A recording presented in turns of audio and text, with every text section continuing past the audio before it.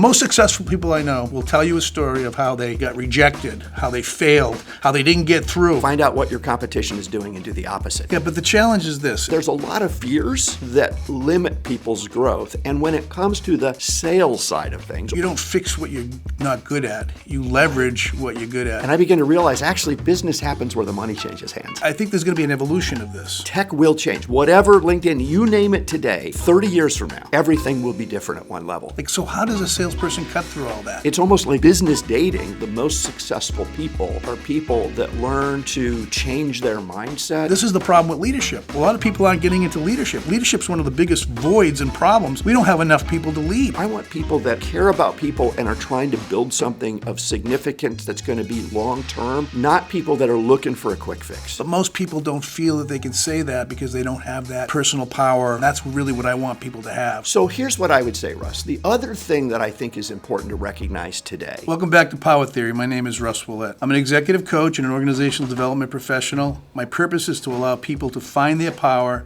and professional agency for success. Today, I have Kevin Hallenbeck from Sandler. We're going to talk about generational shifts and how that's affecting future professional behavior. We're going to discuss technology impact. We're going to talk about embracing relationship, the notion of deal making and how we go about making contracts, and basically building resistance and confidence in people so that they can realize their full potential. Kevin and I met really early on when I started coaching, maybe 25 years ago or something like that. It's great to have you on. I think there's going to be some great insight. Welcome, Kevin. Thanks, Russ. Nice to be here. Tell them a little your story and maybe a little bit about Sandler. I'm been in my business 30 years this year, so I started it in 1994. Before that, I'm an engineer by training. I was in the military, a combat engineer, stationed at Fort Campbell, Kentucky on active duty after getting an engineering degree at Michigan. So I kind of started in the classic engineering side of things.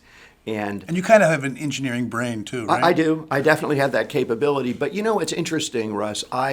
I'm a people person at heart. So while I'm good at math, and I went through engineering school because math was always easy. It's not anymore.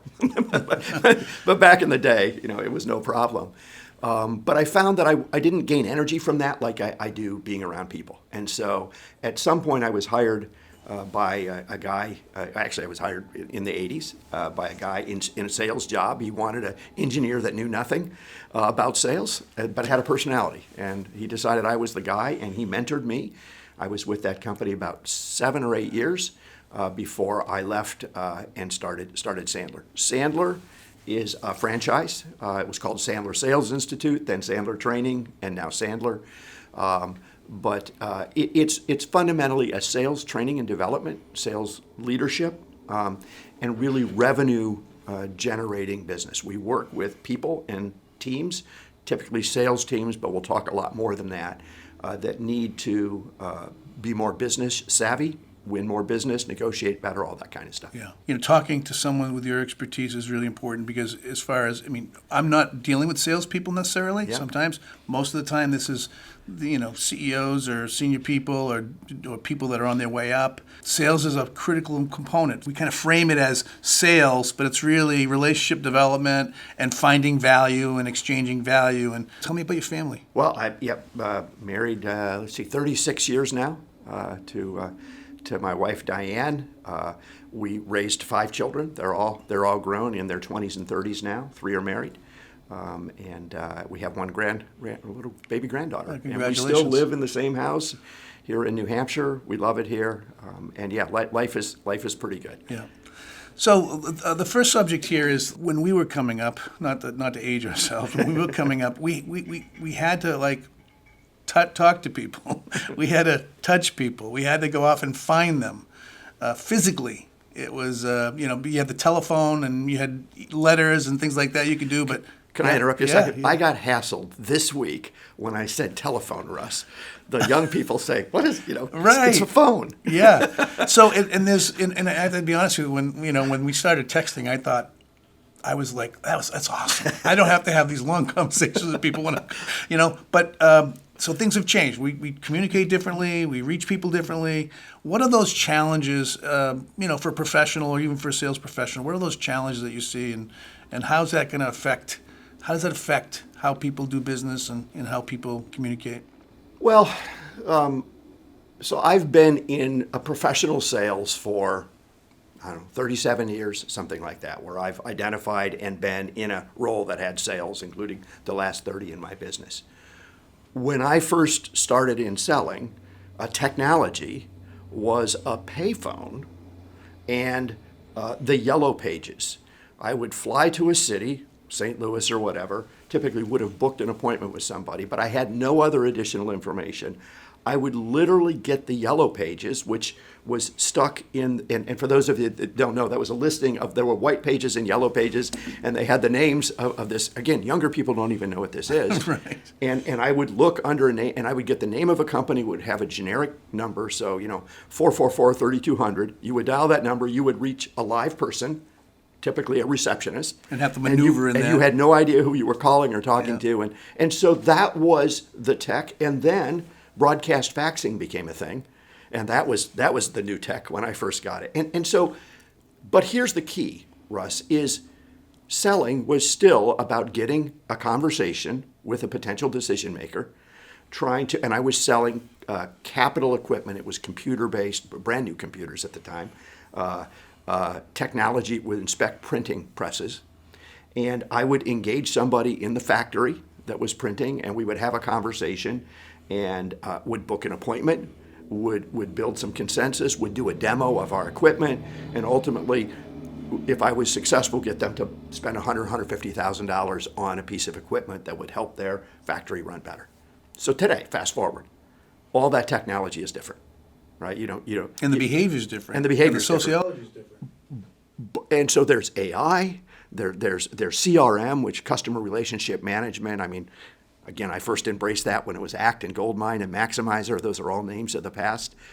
Now it's HubSpot and Salesforce and Oracle, right? And so what's happened is the technology has changed, but all of it, AI, emails and texting, and we'll talk about maybe omnichannel stuff, is how we approach LinkedIn, social media, all that stuff matters today, and we still use it. But in the end, Russ, it's still about getting a conversation with somebody. And so the technology on the front lines, if you will, is a little different, and how people engage it and what they tune into and where they're listening. But in the end, sales and idea promotion is still about having a human conversation like we're having today, right, moving something forward, and ultimately, hopefully partnering with somebody over a long period of time. Yeah, but the challenge is this. At the time we're sitting here, we're each going to get 50 emails, right? And we'll get some texts, but we'll get 50 emails, and half of these are going to be people that found me on LinkedIn and send me a cold response, and I must spend 5 minutes a day just deleting these messages, right? The noise, the volume and noise of things, it's gotten to a point of being ridiculous where I don't even trust these sources. Like, so how does a salesperson cut through all that? I mean, I've had some people say LinkedIn is a waste of time. How do you break through the noise if you're a salesperson or you're someone trying to reach other people? Well, can I give you a Sandler rule, Russ? So I'm a teacher. Go for it. But the Sandler rule, David Sandler, who founded Sandler back in the 70s, and he passed away in 1995. I did know him a bit, but he had a rule that said basically find out what your competition is doing and do the opposite. Yeah. And so I think one of the beautiful things, if you're at all creative, is to realize to get out of the noise, you can't be that, And then there was the book Guerrilla Marketing, right? This idea of be different. So I think that's true. And so whatever it is, you've got to stand out in different ways. Now, what I would also say that is part of the reason you get a bazillion emails is it costs nothing to do. It's very simple. And if you send out a bazillion, exactly a bazillion, whatever that is, right? And a very low percentage opens and engages, you're probably successful. So, they're just throwing chum in the water. They're hoping that something bites, and some small percentage do. I mean, we hear people get scammed all the time, right? Because they did what? They responded to the Prince of Nigeria, and sent them, wired them money. I mean, it happens, right? So here's what I would say, Russ. The other thing that I think is important to recognize today is that people can be more isolated, right? You certainly see that in your sociological background, but there's preferences. Some people prefer the phone. Some people prefer face-to-face. Some people prefer an email or a website. So there's different channels that people listen to. I mean, even news channels, people listen to whatever you consider extreme, CNN or Fox News or but people go into their channel and listen to their world. So the question is, if you can get into the channel that people are listening to, and you can, in a sense, play the right ad that's meaningful and connects, then you can get those people. So it's just being not... LinkedIn works for some people. It doesn't work for others. Facebook works for some. TikTok works for some. Talking to people, walking in, cold calling, they're all different. And successful people today have an omnichannel approach that includes a lot of tech, but also low tech. But in the end, it's going to be some blend of those things that really consistently successful people use. And of course, once you get established, as you and I are, then the referral machine kicks in. And I could virtually go invisible and business would come in once you build the relationships and the contacts. Right. So I've always said that too. Like when people hire us to do strategic planning, they say, well, what are the competitors? I'm like, we should find out what the competitors are doing, not because we're going to do what they're going to do, because we're going to do exactly the opposite, right? And the other thing is you don't fix what you're not good at. You leverage what you're good at. It's all good. It just has to be strategic. Yeah. And it depends on what you're trying to do, right? I think there's going to be an evolution of this, right? So, I think LinkedIn is going to it's got to morph into something better, I think, at some point. I think there'll be new tools in the future about how to promote people and really kind of match people a little bit better. Like if, like we're at a point in our careers where when someone needs something and they know who we are, or they'll call us and they trust us. And it's not like there's a lot of, posturing going on. It's like, Right. you call Kevin, you're going to get Kevin, you're going to get this, his services. It's going to be good, and I don't think, we don't really have a good way of doing that. But so what's going to happen is there's going to be an evolution, and I think AI is going to be that. Are you all forecasting in the sales channels and the sales vertical that AI is going to have an impact, and it's what already. impact, and what do those changes look like? Well, I mean, we've written several papers on it, right? So we have, whatever, on ChatGPT, what are the prompts? So ChatGPT right now has just been released within the last, couple years. But I helped a client yesterday using it. I needed something and I went to it and I got some basic information that was very helpful. And so ChatGPT uses when it comes to writing things. So research and writing, and in this case, we needed to get a job description. We looked around on Google. We said, hey, let's try ChatGPT. And I said, hey, I need a job give me a job description for this type of position in this type of industry in the U.S. in this case, it's a German subsidiary company. And I gave it a bunch of prompts, and it wrote me a job description. Was pretty darn good. Right. That is a huge time saver. So I think technology, the reason I started with the Yellow Pages is that was tech at the time. Tech will change. Whatever LinkedIn, you name it today, 30 years from now, everything will be different at one level. The challenge is, at what point did billboards stop working? If they stopped working, right? There are lots of different ways to reach an audience. And part of the question we have to look at is embracing these tools. So AI, the big thing that I think it does now, if you're using particularly a CRM, like I use HubSpot, many of my clients use Salesforce, there are others, the integrations help identify targets and give you information and even information Right. about that person. So research is a big waste of time for salespeople. Right. So rather than spending time researching, I will pay, for a tool that will get me a curated, targeted audience that then I can approach on a micro-personalized level. Right. That's very different than flying to a town and looking for, the word packaging.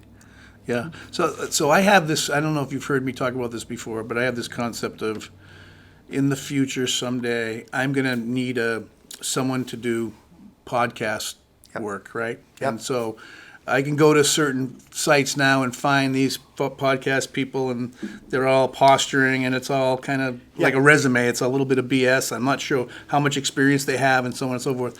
But I foresee in the future that we're going to be living in the world where most of our employees and most of the people we interact with and we use for our companies are actually going to be on a different model. They're going to be contractors, not necessarily. They're going to think a little bit more like independent salespeople think. Like, I have to prove myself, I have to deliver, right? So the concept is there. And that I think AI is going to allow that to happen in a really robust way. In other words, I'm going to be able to go to the computer and say, I need to find some sales training, right? And it's going to, and like ChatGPT, and I need to make sure that they work with firms like me, that they understand this approach, they understand this vertical, and it's going to come back and show me 2 names, right? Kevin will be one, and somebody else will be another one. 2 names, and there's going to be a rating score, and I'm going to be able to just call Kevin and say, Kevin, I'm going to hire you. You see what I'm saying? Like, I think there's in the future we're going to probably there's always be a role for sales, but do you see that coming?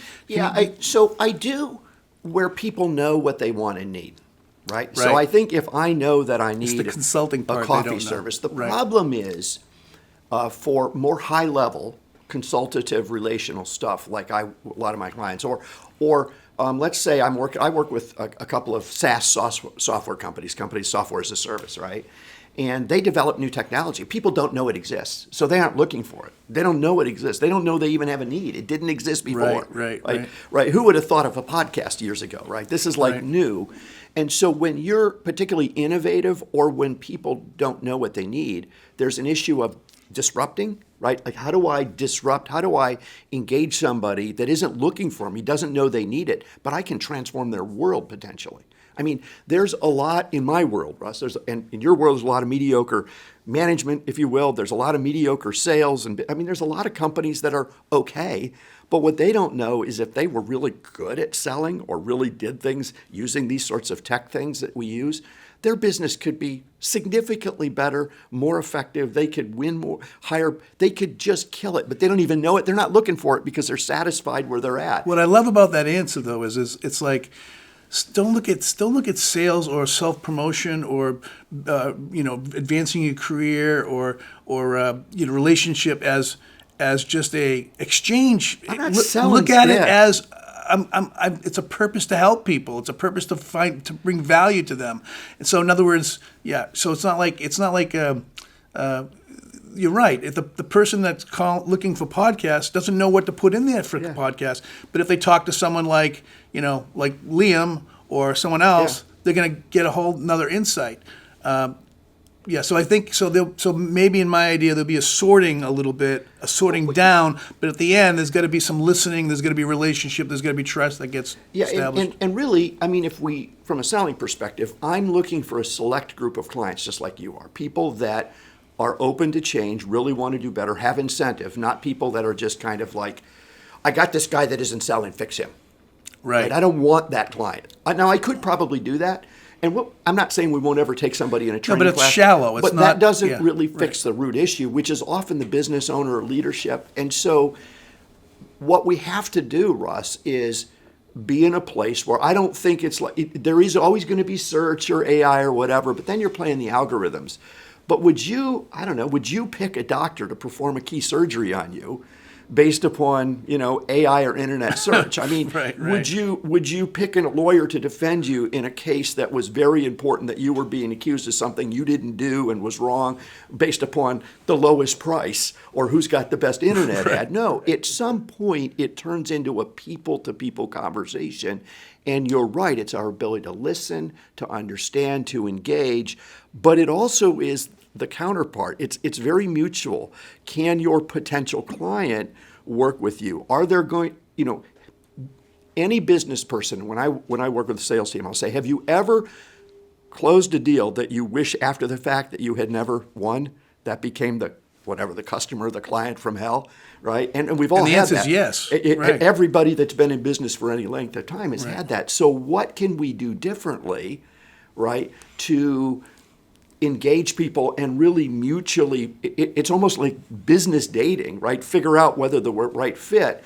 Because the companies I want to work with, and I know you work with in the management, are people. I want people that care about people and are trying to build something of significance that's going to be long term, not people that are looking for a quick fix. Right. So this is great. So I love the answer because it's adjusting my ideas around this. There is a match, but at some point there does have to be like a person-to-person match of some sort, and also a sharing of value that goes beyond whatever you can find in some AI tool that matches you. Research shows that there are people that can participate in exchange, and there are people that can't participate in exchange. And let me give you an example. The person that goes to some great big school, gets a degree in public administration or, business or whatever, finds themselves working in a hospital or a university or some institution somewhere, and they move paper from here to here, and they do a great job. They do a fantastic job, right? And or the engineer that goes to school and goes work for a big technology company, right? And they're sitting there, and at some point in their career, they realize they want me to sell product. They want me to support the sales team. They want me to. I have to get to know people after work to get a promotion. And this is horrifying to them, because what they were taught was, or what they hold on to is, I do my job, I keep my nose clean, and I will be successful. But that's not the fact. The fact is that so that's that kind of realm. The other side are the people that see, you said you're a math guy. We've talked about that before, but you're also a people person. They also see that this is a social game. There's a dynamic of the social reality where we have to influence people. Now, sometimes when in the leadership programs we run, we talk about influence. It's like a big deal, and I say things like, how many people here got a job through someone they know, and everybody raises their hand, and I say, how many people think organizational politics is bad, and they all raise their hand. I mean, that's politics, right? That's what you do. But people disconnect this in their head, and what I find the biggest challenge I have. And I tell you, my experience is that most CEOs or very senior people that I work with have had some sales or marketing or exposure.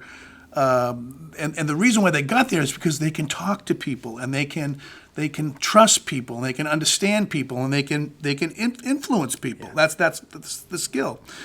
But the challenge for us is we go into a room full of 30 people, and most of them have not had any training in high school or certainly college around any of this stuff. They may take an organizational development class that tells you some theories, but there's no how do you influence people? How do you move people? Is it okay before you go give a big presentation to call a few people and make sure? I was in a meeting yesterday, and the CEO.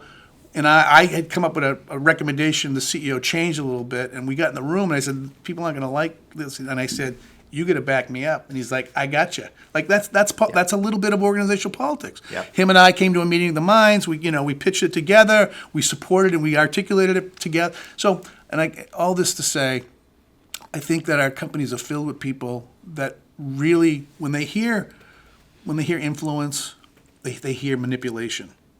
When they hear selling your ideas, they hear, I'm a car salesman. And the people that don't participate in that exchange, there's a comfort level to it. I don't ever have to do that. I can take a job in accounting and not have to talk to people. But that's fine, but you're never going to be partner, right? I can go study law, and I can tell you all about the laws. But they say, how come I don't get promoted here? I'm like, well, you have to sell something to get promoted. Right. That you don't become a law partner because you're just really good at the domain. You become a law partner because you influence people. So this is the challenge, and you probably see this. When you get hired, you probably come into a company with a bunch, with 50 salespeople, and there's probably 5 that are really killing it. There's 1 that's a rock star. There's 5 that are really killing it, and the rest are kind of just, and there's a bottom that or if I go into an organization and I talk to them about, I want to get you promoted. I need the world to see you. You need to promote yourself, and they go well, I can't promote myself. So talk a little bit about that psychology. How do you get people? I think you're saying you went to a conference and most of the people didn't even identify as salespeople, and it was a sales conference. Yeah. So talk a little bit about that. Well, I think the image of salespeople in our culture is not a good one. Just think of movies. I go old ones: Boiler Room, Death of a Salesman, Glengarry Glen Ross. New one: Wolf of Wall Street. Right. Or Tin Man. I mean, I can just go on and on. But I cannot think of a movie or a show that when salespeople are represented, that represented a positive way. Right. So let's not let's not be mad that people don't want to be in sales if that's what they think sales is. And so a lot of the problem I deal with is that preconceived notion that sales is bad or evil or wrong or used cars, snake oil, timeshares. Right. What you and I know, and I think if you go beyond there, so that's a transactional sales where there's a winner loser. That's a very polarizing. And I've been screwed. And it does by sales. exist. It does exist. It's out there, and frankly, there are car dealerships within a few miles right where we sit right now that would be your experience. There are others that are not that way, though. So it's partly a business philosophy. If I'm transactional and I'm a user of you, I see everything as win-lose. And even back to where we started this conversation, I think early in my career, I probably saw you as a competitor. And we're not even close to competitors, right? Because whatever. I mean, we both coach, but and even if we are, it's such a scarcity mentality of Right. if I win, it's nuts. And when we see abundance in our mindset, there's several quotes that I could use, but abundance is wisdom. And when one sees that 1 + 1 is more than 2. When you help others, give more, you get more. Emerson's rule of compensation, Ralph Waldo Emerson, look up his essays on compensation. But the idea is one changes mindset about what one is accomplishing and how can we work together to do something greater, the whole world changes in your mind. And so I think we have a perspective problem. Once people realize, like, let's just forget sales, if I have something that could help you, that I could provide that would make your life better, whatever it would be, and it could offer great value, if we could establish that value. Business is simply an exchange of value. Would you be willing to, put some time, money, energy, and invest something in order to get that value? And if, in fact, that value would change your world, then you would say later on, as I've had many people say, and I'm sure you have in your world, Russ, that's the best money I ever spent.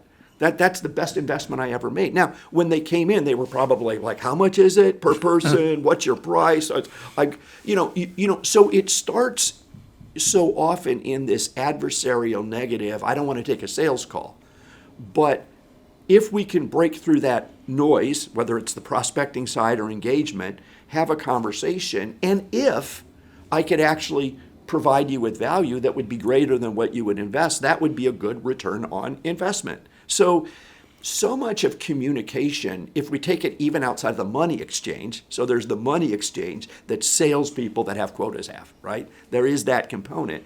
But even in an office environment, selling an idea, right, is really saying, hey, I have an idea, how can we work together? And having a conversation that you as my boss perhaps says, hey, Kevin, that makes sense. Let's support that idea and make it happen.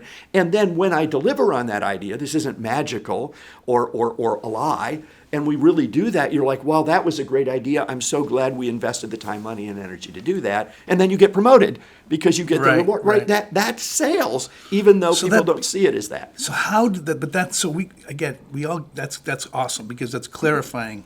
And I totally agree with you. It's like I think that there's a bad connotation associated with development, sales, influence, whatever that stuff, manipulation, whatever they want to call it, right? But how do we get people to make that shift? So how I get people to make that shift is the CEO says, you want me to go and join a board? Yes. Well, what good is that going to do? Well, that's going to, promote your brand. That's going to let people see you. You don't even have to, am I going to ask him for? You're not going to ask him for anything. You're just going to go and make relationships, right? It's like what I do is I have them kind of, I think like boiling the frog, right? I put them in the water and they come back and they say, oh, I went to my first board meeting. It was excellent. I loved it. They're nice people there. Yeah. Did anybody? No one talked about business. We focused on the mission, right? And then 6 months later they come back and say, oh, 3 of these people are clients now. What happened? Well, they came to me and they said they were interested. Like, wow, that would really work. And you can actually, I'm not going to name names, but there's a client that I had for a long time who went from, why am I going to be on a board in the medical field to now he's on the governor's, like he's involved in everything you can possibly think of, and it's fulfilling, and it helped his business, and I mean, it's like there's nothing but win-win. And how I did it was boiling the frog and just trying to get them to be comfortable with, look, you're not trying to sell anything. You're just going to go and provide value and be honest with people and make friends. So you're more direct. Like, so what, how would I convince a young professional who's coming up, who's a high potential, to let go of this? I don't want to be a salesperson. I don't want to be, I'm uncomfortable with influence. How would you go about doing that? Well, maybe I just have to demonstrate it. So let's pretend you're that person, right? I want to say, hey, tell me about your life. What do you want? Where do you want to be in 5 years, right? I mean, I would engage you in a conversation to find out what you want. So the danger is, say, how would I sell them, or almost how would I tell them? I wouldn't. I would engage them in a conversation and find out if they wanted to ever be a partner, what that would do for them. Right. And so that they see they might want it. I would help them to understand. So I think, let's say board work or charity work is great, but if you're not aligned with that mission, don't join the whatever, pick your disease that you're passionate, hey, because there's an opening on the cancer society, you don't care about cancer. I would hope that wouldn't be the case, but I'm just using it as an example, or whatever the disease is. Or you're going to be, you don't even like animals, but you try to join the animal shelter or the humane society. Pick something you're interested in and get engaged. But I think it's a lot of, some of this is just maturity, but it's moving from a scarcity, and it's not seeing that board is transactional. I think of many years ago when I first started my Sandler business, so back mid 90s, I joined Rotary Club here in Bedford, New Hampshire, where I live and still live. And I joined, and I wanted to get business, right? Somebody told me, if you join the Rotary Club, it'll get business. Yeah. And I joined the club, and I don't know, I tried to, get some appointments with somebody, and I was kind of working the room, if you will, right? And by the way, other people were joining during that time too, and I didn't get any business. I didn't. But I started having fun. I started enjoying the people. I started, we did whatever, the pancake cooking or the sponsoring this or going out and doing whatever because Rotary is really about serving the community and helping. And at some point, I just kind of realized I wasn't going to get any business, Russ. And it didn't matter. I was having fun. I was engaged in the community. I really enjoyed the people that were there then. Many are still there. And guess what started happening? Yeah, it just happened. The business eventually. But what was interesting, I've seen many people come, join a lot of insurance, financial planning. You got to join the club. You get in, and they're trying to work it. So I don't really like networking groups to some degree because they're very transactional. And what I think board work is an example, it's relational. If you engage people and you enjoy and they trust you, then if they have a need in the space that you're in, they're going to say, hey, Russ, you're kind of a communication management guy, aren't you? I got some challenges. Can we get a cup of coffee? And we already know each other. Yeah. So that doesn't feel salesy, but you've built the trust in the relationship. So you basically you bait and switch them. You trick them. And then no, I don't. Yeah, that's the yeah. point. If they don't want it, I'm not going to try to trick them. Yeah. You got kids. When you want as a parent more for your kids than they want, how's that work out for you?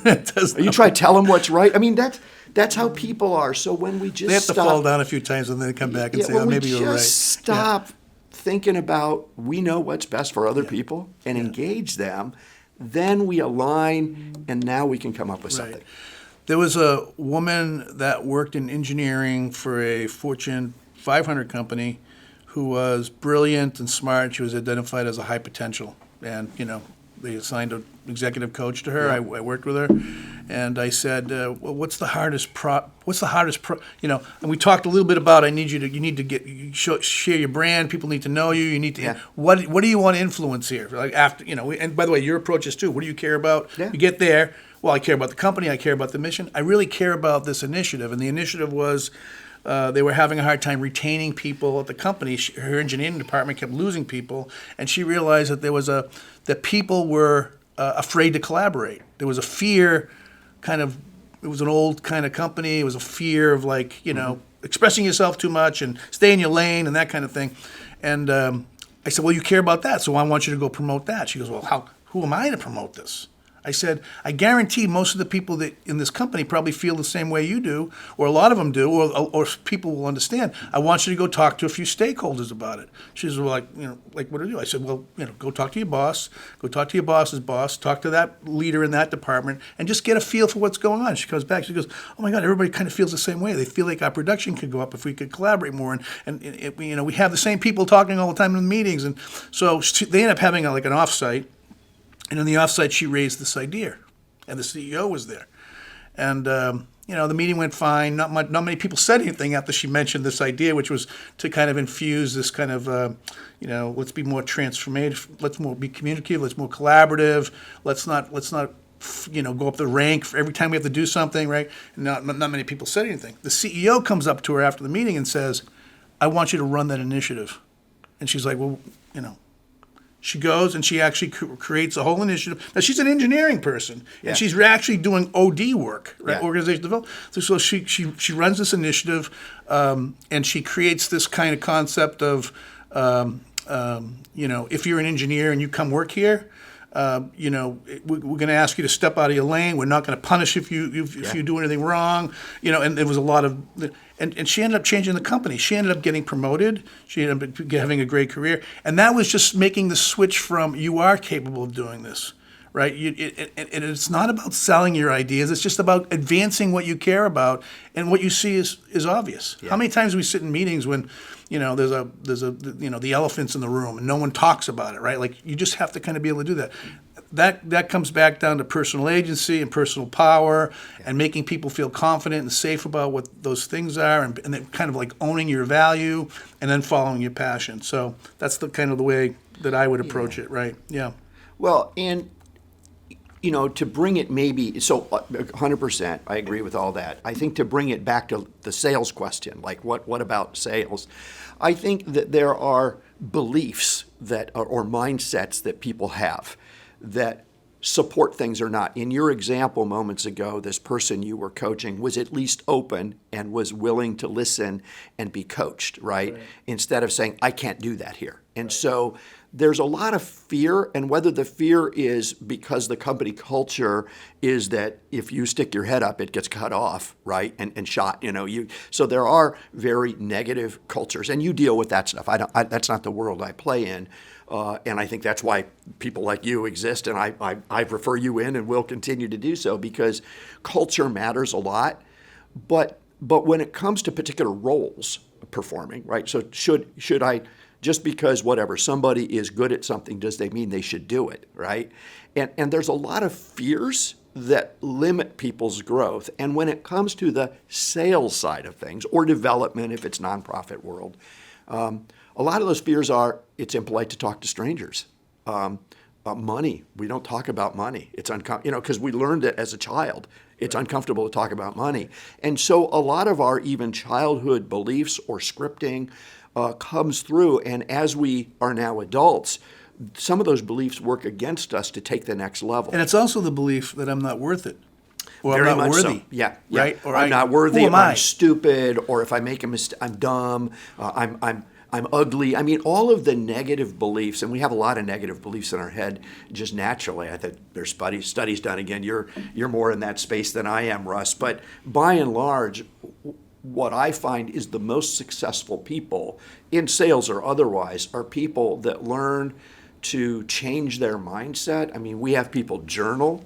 This sounds like therapy almost. No, we don't, yeah. But I mean, we have people. What are you thinking? What do you want to be thinking? To kind of rewrite your scripts that I belong. For me, when I first had my sales job, I was a young engineer. I mean, I was still getting carded at a bar till I was probably 39, right? I don't get carded anymore. But I looked young, I was inexperienced, and I had a confidence issue. What am I not worthy to talk to a manager, much less the president of the company? But over time, as that happened, that changed. Now, why would I call anybody but the president? I mean, it makes no sense. Let's just have if they don't want to talk to me, fine, I'll find somebody else. It's a completely different mindset. So a lot of I think selling is just interviewing and having conversations with people and figuring out whether there's alignment, and not actually trying to manipulate or change somebody to do something, because if they don't want it, it's not going to work anyway. Right. And by the way, that's the way I see influence or sales or same anything. thing. It's really just finding the value.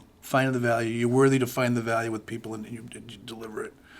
Let's just shift a little bit here. So I do want to talk about how to help people be resilient and accountable, more confident, less hypersensitive. I feel like we're living in a world where president of organization calls me and says, you need to work with Jim because Jim is, he's not polite in meetings. He's too direct. People aren't comfortable with Jim. So I'm like, okay, well, let's talk to Jim. Jim comes to my office and he's 6 foot tall. He's bald. He obviously lifts weights. He's very deep voiced, and I knew immediately what the problem was.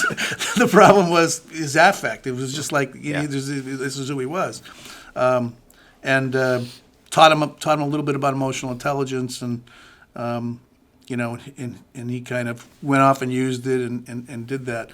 But there's a lot of people that are, I'm being bullied by somebody. And I say, well, define bullying. And, he's direct. He's too direct with me. So he's giving me feedback that I don't agree with. And it's almost like and I don't know I'm not saying it's a generational thing, but there's a little it feels like there's a little less, and we always want to blame it on somebody else. Oh, I'm not making my sales numbers because marketing sucks. Or I didn't get that promotion because, I happen to be a white man. Or would use whatever you want, right? And I'm not saying that that's not true. I think there are biases that are in there, but giving into that, if I didn't get the promotion because I didn't go to the right school, right? Well, that's on me. It's not necessarily, that might be a bias. It might be a wrong bias, but I have a choice. I either accept that or I fight my way through that. And I can tell you from a personal experience, almost everything I've tried to get into the first time, I get rejected. And then I go back again and I get accepted. It's Leadership New Hampshire, Leadership Manchester, other leadership programs. I apply. No thanks, Russ. We appreciate it. At Leadership New Hampshire, I actually applied once and got rejected. And then then they invited me to speak at their conference. I spoke at their conference, and they said, "Hey, why don't you get in the program?" I said, "I don't know." So I applied again, and I got waitlisted. Okay, so but I went back again, and I got in. Now Russ, eventually you have to realize that you can't. But I just kept. And I'm not saying that I'm better than anybody else. It's just I'm just stubborn, and I just had this drive to do certain things. But a lot of people who just quit. I don't like those people anymore. And this happens in the workplace, right? I think that it's like we're way too sensitive. And I'm not saying that we should not fight biases, or I'm not saying anything like that. I think as much as there's a lot of talk about equity, diversity, and inclusion, I think it's awesome. It provides there's a value there. I'm not saying anything about that. I'm just saying, as a human being, the most successful people I know will tell you a story of how they got rejected, how they failed, how they didn't get through. And if people in our workplaces are constantly making excuses for everything and just kind of giving up, and this is the problem with leadership. A lot of people aren't getting into leadership. Leadership's one of the biggest voids and problems. We don't have enough people to lead, and people aren't stepping up to lead. And I think a lot of it is because they don't develop the grit or the confidence to be able to do that. You must see this in sales. You must see this in your work. Yeah. Yeah. So Russ, you could run a series, you could run a whole multi-year podcast on just what you just said, right? And have many different people. But let me try to unpack it a little bit. I think that there is some generational difference that you're talking about right now. And, we're younger people have come through COVID. We've all come through COVID if we're still here. And that's had impact and isolation and everything else. And you talk about kind of this hypersensitivity. But when I work with people that have to sell, so everybody has a story of how they grew up in whatever type of family environment, whatever type of community, what was right and wrong, good and bad, right? We all grow up in some context. And our story, then we reach adulthood, right? And by the way, again, if anybody's ever raised a teenager, teenagers pretty much know everything, right? Or think they do. And I always think that the jump between teenagehood and the 20s, mid-20s especially, I see my own kids, they're different now, because they kind of begin to learn, it isn't as easy out there, And so there is a humility and an awareness issue that becomes important. But I'm going to just give you a couple thoughts about what I think is important. One is, are people curious? I think if you looked at what made great salespeople, what even makes great leaders, is there a curiosity to learn not just stuff, but about people? Like, what's your story, Russ? Tell me about you. How did you grow up? I think if instead of judging people, we were curious about them, Right. it would change the dynamic. And so, again, part of this is just life experience that I have now. Later in my career, I'm fully engaged, having the time of my life. But so much of it is we can't do this, we can do this, we shouldn't do that. That's a terrible thing to say. Instead of, hey, once I understand you, I begin to have more empathy, and I begin to feel like, oh, I have a good friend who actually has moved away now, and we've kind of lost touch with each other just over the last couple of years. He got sick. He's moved to California just to deal with his treatments. But we are completely opposite politically. I mean, completely. And we, for years, would golf together from time to time.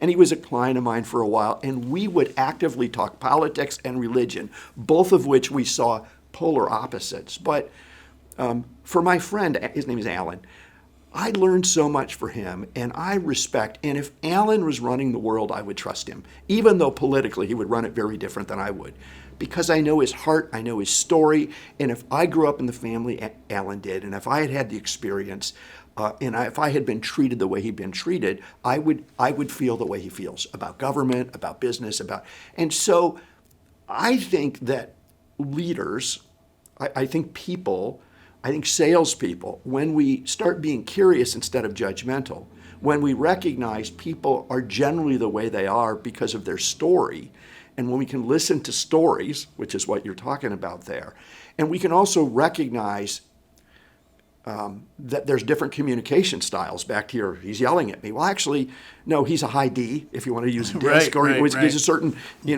Myers-Briggs style, pick whatever your construct is. But the idea is to realize we're all different beautifully.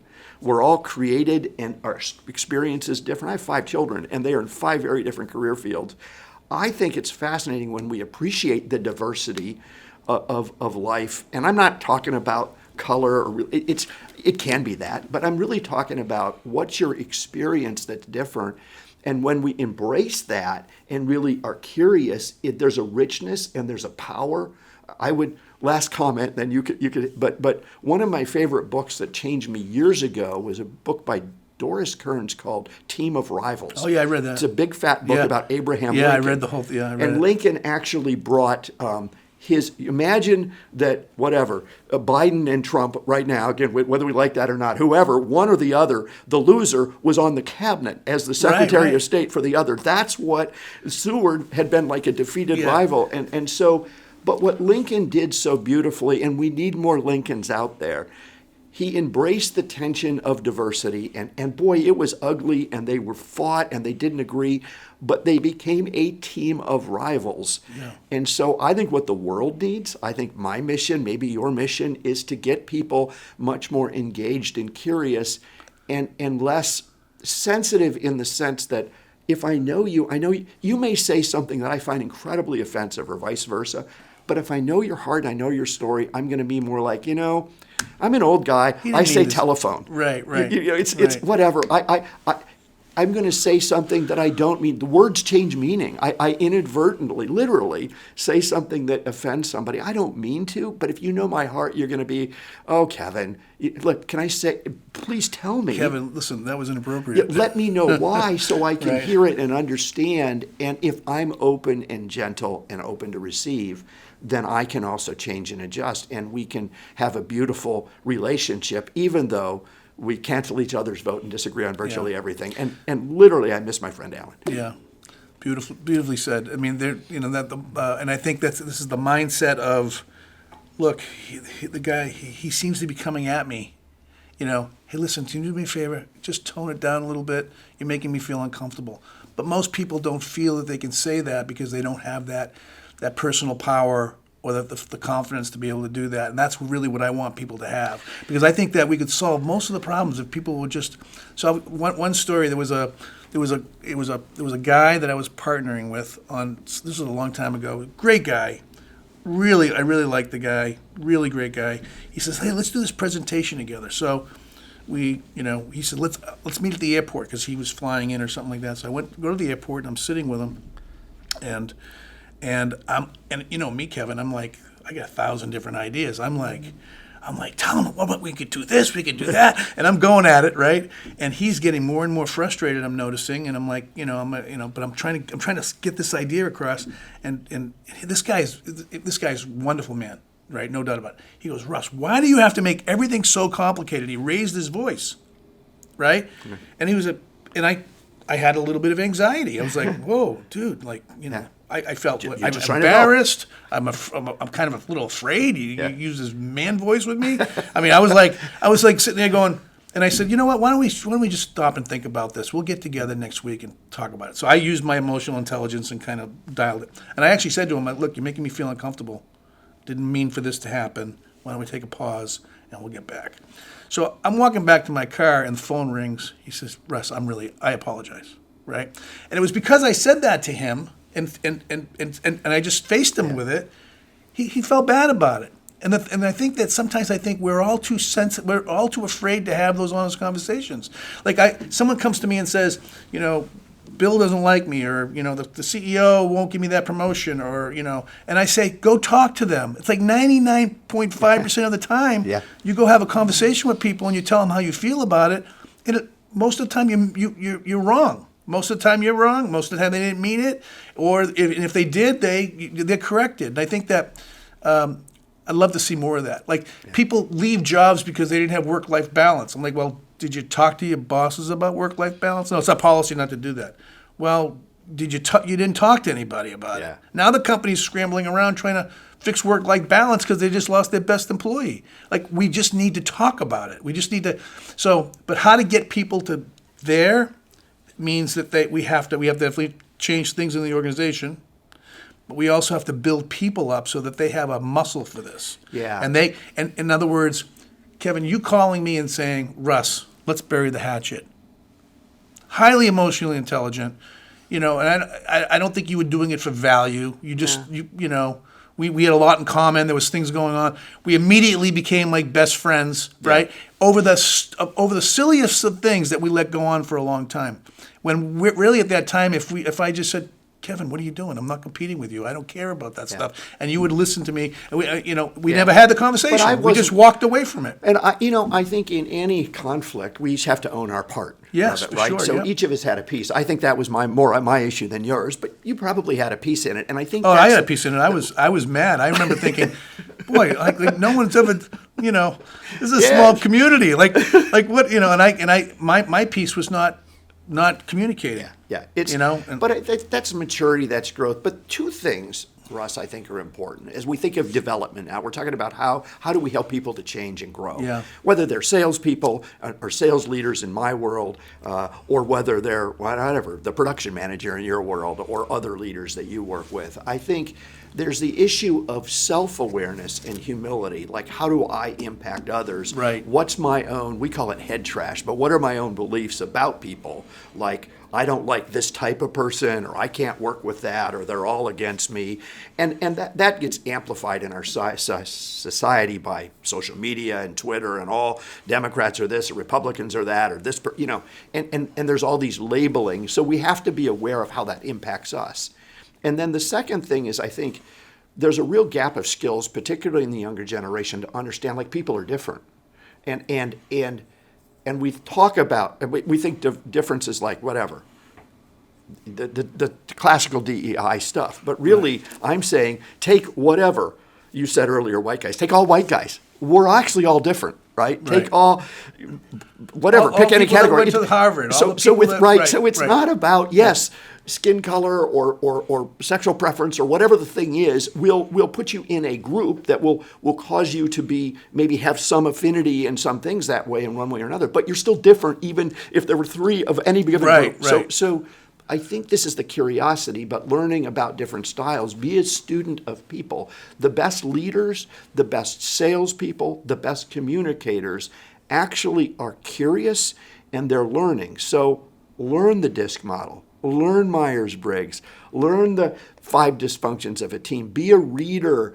Develop and learn, and then have the humility to say, what about me? What's my part in this?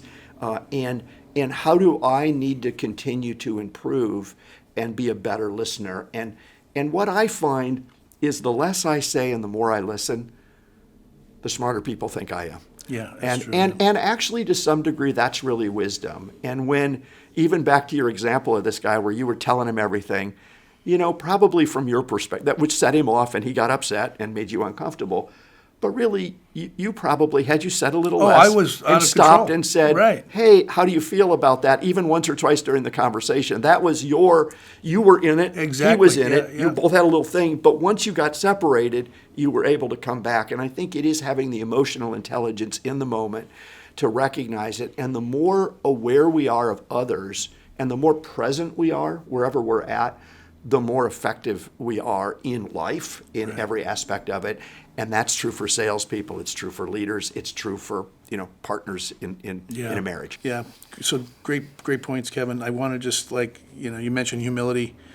I think that all the problems in the world can be solved with people. So if someone comes to me and says, "How do I really find my power? How do I really find my personal and professional agency?"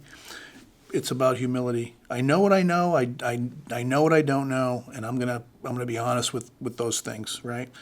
I'm gonna be respectful all the time, which means even the things we're talking about. If there's any problem that I'm faced with, and I ask myself the question, what's the respectful thing to do?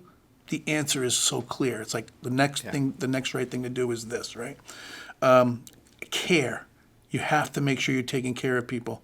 The values you spoke about, we want to make sure that that we approach things with a sense of another human being who also who's struggling, has needs, whatever's going on, and just like we do, and we have to be able to recognize those things. I think if you can do those and express yourself. You have to practice expressing yourself, saying what's on your mind, talking about what you want. Don't just make assumptions about that. If you do those things and you practice those enough, they become like an extra muscle that, and I think, and I'm not talking, I don't want to talk about this as an age thing, but just maturity. I know 20-year-olds that do this, that are capable of doing this. But I think as we mature, we realize, wow, not only do I not know what's going on, no one knows what's going on, right? Yeah. And so you meet people where they are. If they're struggling, if they're having a bad day, you help them out. If they're not hitting their numbers, you have a choice that you got to try to get them past that. Anyway, so that's that. Thanks. That was a good conversation. There's another subject that I'd like to bring up, and that is about, and it's like a bunch of years ago, I got hired by a university, and I got the president of the university. I met this person that brought me in. I met the president of the university. The president of the university says, my executive team is just, it's not where it needs to be. Russ, can you come in and. And I sat in the meeting with the executive team, and I was just empowering them and telling them this is good, this is not bad. And I'm and I'm just kind of doing my thing, and they're all like, wow, this is great. And the president says, all right, let's go. I want to hire you. And then the CFO says, we have to do a competitive bid. And the CEO says, well, we don't, this is not that. This is just a consulting with us. No, we have to be competitive.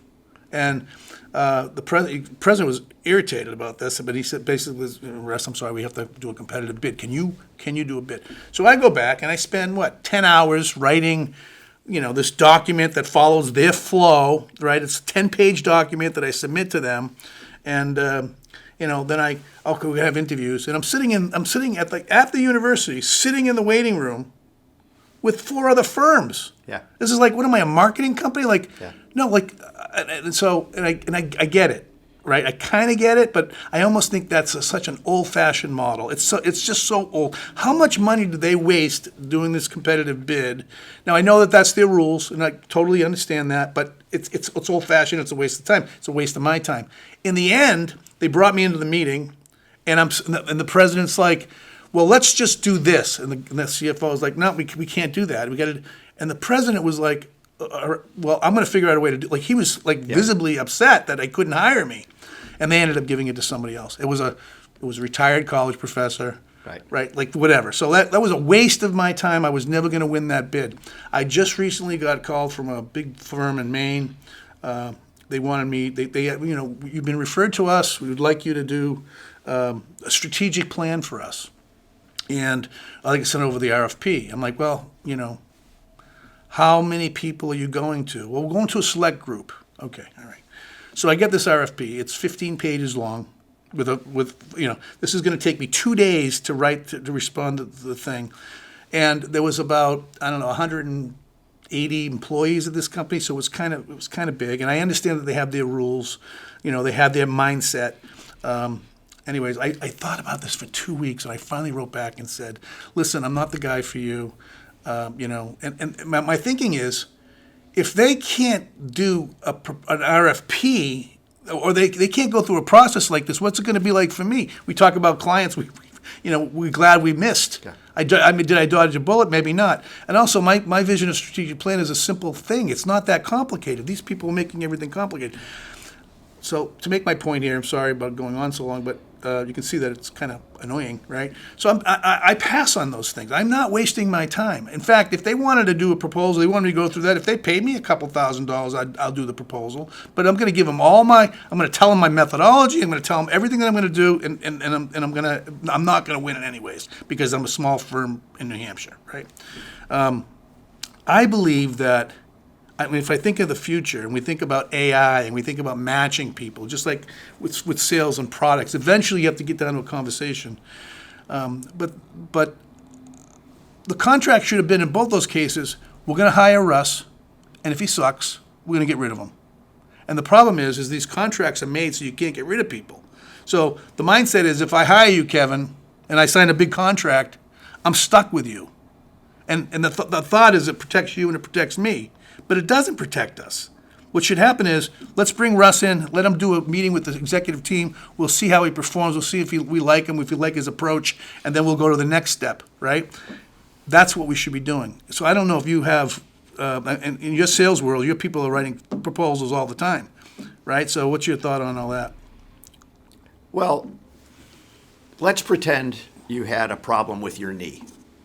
And you went to the internet and you diagnosed it based upon everything you did, and you decided that, yep, I probably have a problem with my cartilage and I need to get knee surgery. And you put out a RFP.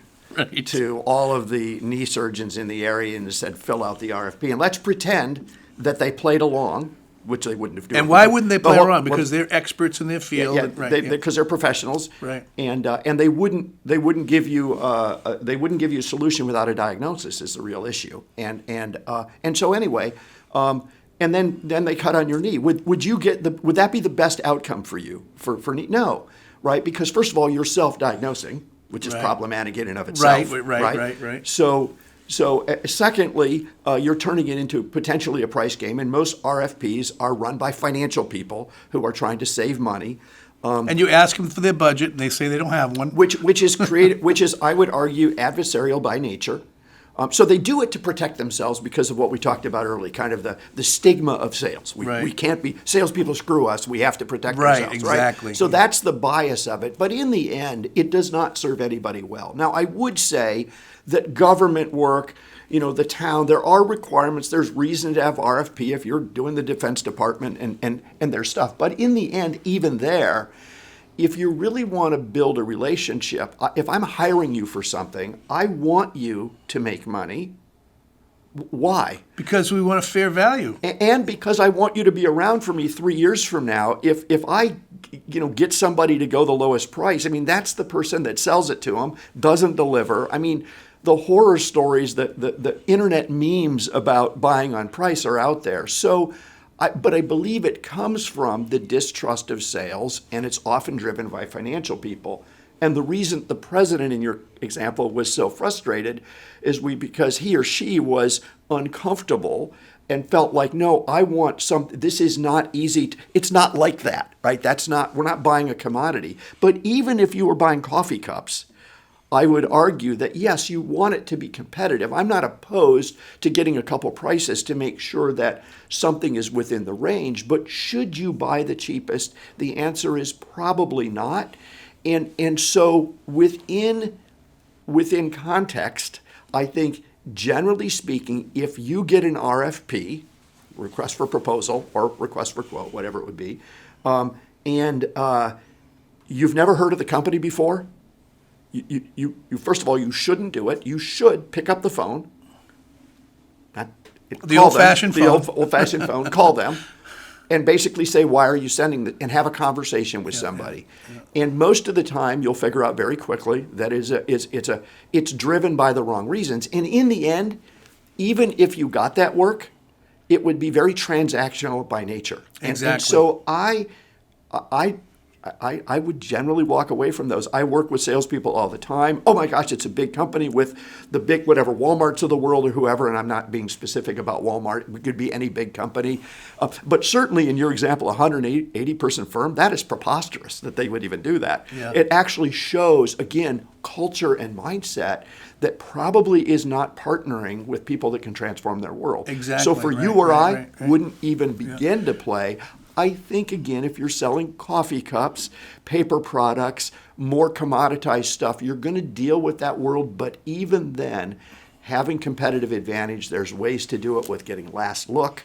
There's even in your example, let's say you decided to play at that university, to at least get the president to make sure that before they awarded it somebody, they would give you last look. Meaning you could see it, have a conversation. There's ways that you can position for some competitive advantage.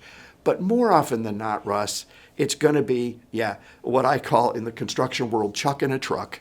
Competing against a legitimate firm that doesn't have the right insurances, says they can redo your roof for less, and there's a lot of risk. There's a lot of that. So there's a lot of risk for them. A similar firm, same kind of firm, 100 employees, hired me a few years ago, and this is how it went.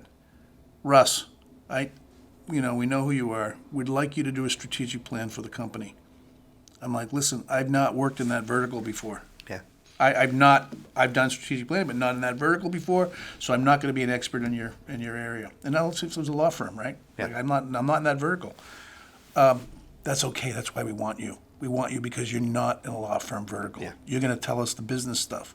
I'm like, well, I don't have, I was pretty honest with them and humble about it. They're like, no, we want you. So I gave them the price, and they took the price. They looked at it. They pushed it back, and they said, double that. I didn't even, that's how new it was to me. And that turned out to be a fantastic client and a great experience for both of us. And they took me for what I was. They, based on reputation, they were willing to play. And your business was better. And my business was better, and I worked harder for them. And I just think that, I don't know if companies realize like how much we understand how foolish that is, and I know that I think they have to get away from that. If that company had called me and said, Russ, we're interviewing 3 firms, we want to interview you first. Come, I would have went. I would have interviewed them. I would have had a better idea about what's going on. They could have seen my style. They could have I could have told them without documenting it. And it's an hour and a half drive and a couple hour meeting, and and I decide what I want to do. They would probably have a better result. So I don't know how. I think this is going to change in the future. I'm not sure. No, I don't think so. Yeah. No, I think people. Value is what we have to establish. This is what we do in communication. People need to understand their value. The way you interview the doctor for the knee surgery, right, isn't by even looking at the degrees stuck on the wall, right? It's to have a conversation, how they treat you, bedside manner. Do they do the diagnosis? Do they prescribe a solution that makes sense? Do they help you along this journey? And so establishing value when they don't value you or value what you do is not easy to do. So we have to figure out pretty quickly from a sales perspective, can I have a conversation with somebody that will value me? If they don't, and they're not, do you want this? We're a big company, give us our product. Right. Walk away from it, because the problem is when you do the cheap stuff, and again, you buy the business or you play the game, you just set yourself up for a cycle of that forever. Yeah. And when you say, no, I'm good enough now, and look, when you're brand new in business, sometimes you got to do what you got to do. You take the job. I can think of deals I did early on that I would never in a million years do today. But you know what? I'm grateful because I learned a lot. I got practice. I got reps. I learned some stuff. I undersold myself. But really, they probably paid me what I was actually worth at that time. Right. But once we know our own value and we communicate that through conversation, asking questions, they're like, I want you to be the one, because especially for professional service providers, it's actually preposterous for professionals to go through an RFP process. Would you hire a lawyer that way? You wouldn't hire a lawyer. Is Kevin, do you know a guy that specializes? Oh, I know this guy. He's great. You talk to that guy, and you're usually off to the races. So it's like, and the point of this discussion isn't necessarily about how to sell it. It's really more about, I want companies to realize that they're leaving a lot of value on the table. Yeah. They're doing it wrong, right? I think that I had a associate, a guy I know for a long time. He's said he was going to start a website that started evaluating people that hire other people, other firms, ad agencies. So we'll tell you the truth set of how they handled us and treated us in the process. But as a joke, he was saying that. But yeah, it's like, I think that in my vision of the future, business is going to exchange a lot faster, which means that this kind of BS is just going to have to change. Yeah, I think people are still people, Russ. And I think, to circle back to the beginning of our conversation today, the technology may change, and people have a new app that screens out potential salespeople, or you put your things up, and there'll be changes, right? There'll be stuff like that. But in the end, value is really tough to it reminds me of the story of I don't know, I've heard it several different ways. I don't know how it is, but the old guy that somebody, whatever, they're trying to fix some big turbine or something in some place, and they can't, and they try everything and they can't figure it out. So there's this old guy they call that's been in the business forever, and they call him, and he says, he says, okay. He walks over and he looks at it a little bit, and he gets his ball peen hammer or whatever, and he taps it a couple spots. The thing goes I heard up, this, right? yes. And then he gives the invoice, and it's $10,000 or whatever it is, and they're like, what? It's 10. You just spent a minute, and he said, well, let me itemize the invoice, right? And the invoice is 30 years of experience, and then I charge this $9,999, and it's $1 for the hammer tap. Right. So I think that the point of that is a good lesson, right? It really is about understanding your value. And I don't charge by the hour for what I do, ever, right? It's not about, or the training program. If I help a salesperson double their sales, and we've done that many times, or even just take a sales team and have them go 20% better, which is pretty, in my view, medium. Well, actually, those are average results. You can do a lot better than that, but let's just say, now, depends on the team. There's a million different variables. But if I take a team that's producing $1 million and they get 20% better, or $10 million and they get 20% better, when you think of the profitability for the company, what's the difference what you pay me as it's a small percentage. And so the question really is, if I can provide the value, we move out of this transactional, what's the price per hour or per pound or per whatever the measurement is, to more what's the value. And we can't always frame it that way exactly, but that's what salespeople do. This coffee cup, even as unimportant as it may be, we're sitting in a professional services firm, and the experience that people have when they hold this coffee cup and the quality actually communicates a little bit about the type of firm that we're sitting in. Yeah. And so maybe this matters. And sure, you could buy the cheapest stuff. This got some printing on it as opposed to plain vanilla, and I'm just using that as an example. If we put it in context, and this creates part of the customer or the guest experience, then this is not a commodity in the same way that it was when you started to go buy coffee cups. Yeah, good. Yeah. I want to share with you one story. I don't know if I've shared this before. So I was a business analyst at Raytheon, right, for a long time. I got into finance. I negotiated contracts with the U.S. government. I used to write these proposals. I used to, go and negotiate these contracts. Transitioned into organizational development. It was never about influencing anything or ever selling anything. I had a successful stint on the organizational development at Raytheon, but I needed to kind of expand, so I left and I went to a company, and selling consulting services. So it was my first job outside the corporation. And the partner who was inspiring said, we got to take solution selling, a solution selling course.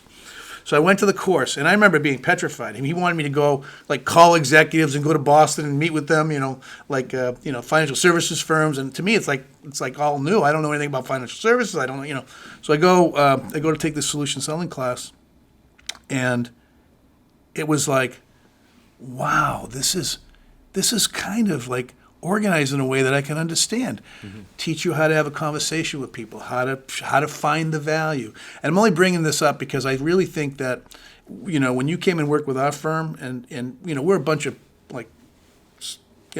highly educated people that work with people, right? Yeah. Like we're more high touch, right? Like that, yeah. Right? And we have to go off. But yes, you are all kind of nerds in your own way. We have to actually go off and convince people to hire us, you know? And I remember when we did some of that training, and my team would pull out that little card you gave us. Yeah. What's the budget? And I'd sit there in meetings, and Heather would be asking these questions, And it's really helpful. People should really, and even if you're not in a sales role, I think it's really good for people to kind of have that experience, to maybe get some, Yeah, I think, look, people need to learn stuff, and so. If you're a professional and you want to be a partner in your firm someday, and you're, whatever, a junior person there, if you're new in any business, look, I'm an engineer by training. I practiced after I was in the Army for a bit, where I got some leadership training, but I was hired into Mobil Chemical, now part of ExxonMobil, in a plastics factory, and I did that for about 3 years leading. And I got into engineering. I thought, I want to be where business happens, and that's where the product is made. But I began to realize that I had people calling on me, salespeople, to sell me stuff. I was in charge of the plant, and they would sell me a compressor or whatever I needed. And I began to realize, actually, business happens where the money changes hands. And that's true whether you're a professional services firm, if you're ever going to make partner, it's going to be your ability to get business. Nonprofit, it's going to be your ability to raise revenue, get donors and volunteers, which is all a sales job. Exactly. Or sales where it's revenue and selling something. I mean, it doesn't really matter. It's the same skill set. And it's about learning about yourself, your awareness, recognizing others, getting comfortable and confident, and then, yes, following a process and methodology. That's what we teach people. And there's plenty of good ones out there, but it's putting it all together and then being organized and systematic and using the tools like AI that are coming. And when you do that well and you continue to learn and continue to grow and you continue to iterate, this is a great career. I mean, it's fantastic, it's fun, and life will change. If you get locked in a time and you stop changing, I don't care what you're doing, eventually the world will leave you behind. Yeah. Well, this is great. I totally enjoy our friendship, and I've commented before when COVID started. I remember sitting in my lonely house thinking my business was going to fall apart, and the phone rings and it's Kevin saying, "Hey, Russ, I'm just checking in on you." Yeah. And I knew I was probably on your list to call, but it meant a lot to me. Yeah. You and the other person that did was Dan Scanlon. He also did the same thing, and I started doing that too. But it meant a lot. So appreciate the friendship. I really appreciate you spending some time. Thanks for having me. Sharing your wisdom and stuff. So, if you're interested in helping your team grow, hiring salespeople, business development, or development people, if you're looking to just scale and systematize and leverage the newest, latest, and greatest, love to have a conversation about how we might help you. Great. Thanks. Thank you.